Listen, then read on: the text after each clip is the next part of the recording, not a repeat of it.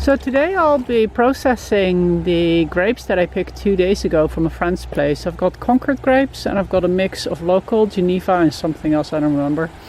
And I'm going to use my little antiquer, which I have to clean every year because it's always rusty.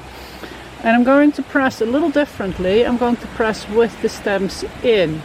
I'm wondering if that might give it a little bit more roughage so the grapes press easier. I'm also intending to ferment on the endemic yeast, so I'm not rinsing these, though I am picking them through and getting all the bugs and all the not so nice grapes out, because this is the end of the season and they're not all perfect. So I filled the canister. I've got my splatter screen, because that's how it works. It's got a perforated inner and a solid outer with the hole for the juice to come through. We add the follower with the screw, and then it's just a matter of pressing. Fairly easy actually. I screwed mine to the table. I do it every year. We don't care about this table too much. It's just a garden table, so that works out. I took out anything with this colored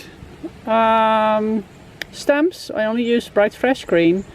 Anything that had white spots on, which could be spiderwebs or flying critter droppings, and anything with legs, obviously. There's also a bunch of raisins in here, and you think, well, they don't have anything to add to the must, and they don't, because they don't have the juice in them, because they're raisining. But what they do have is a nice amount of yeast. So what I've done in the past is collect a whole bunch of raisins and add that to the ferment to kickstart the yeast, and in that way you could even sterilize, boil or heat, pasteurize your must, just in case. Add good looking raisins, and these are not commercial raisins here, don't get me wrong, this is what I'm getting right out of this bin, and add those as a source of yeast. It worked very well. We'll see how well I can do this one-handed.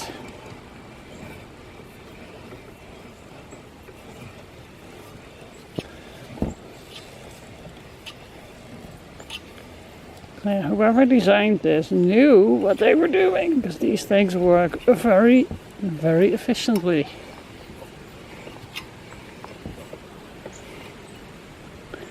Phew. Not getting much juice yet though. Aha! Oh, look at that.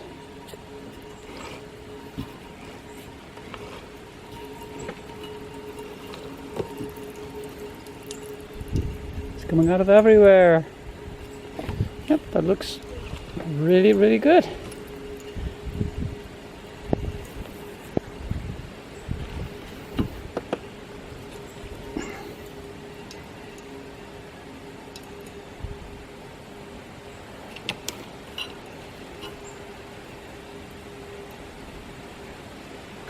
So this is my third iteration. I'm now at around half of the barrel full of pulp. I wanted to show you that at some point that starts to happen.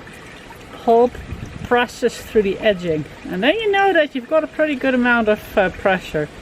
And depending on how sturdy your press is, you might want to back up.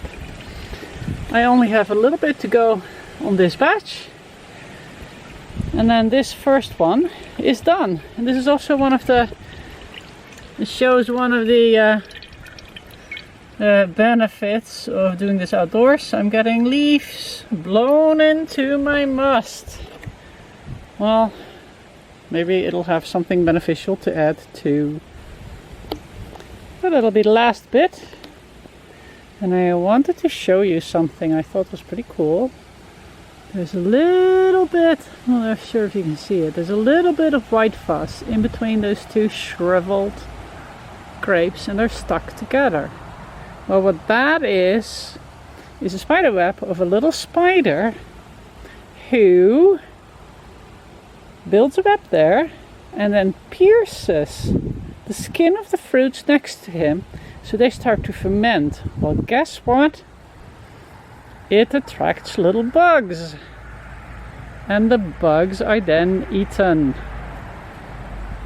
Yep, not a stupid spider at all. So that is my entourage who figured out I was doing something yummy. I've been tossing the bad grapes behind me.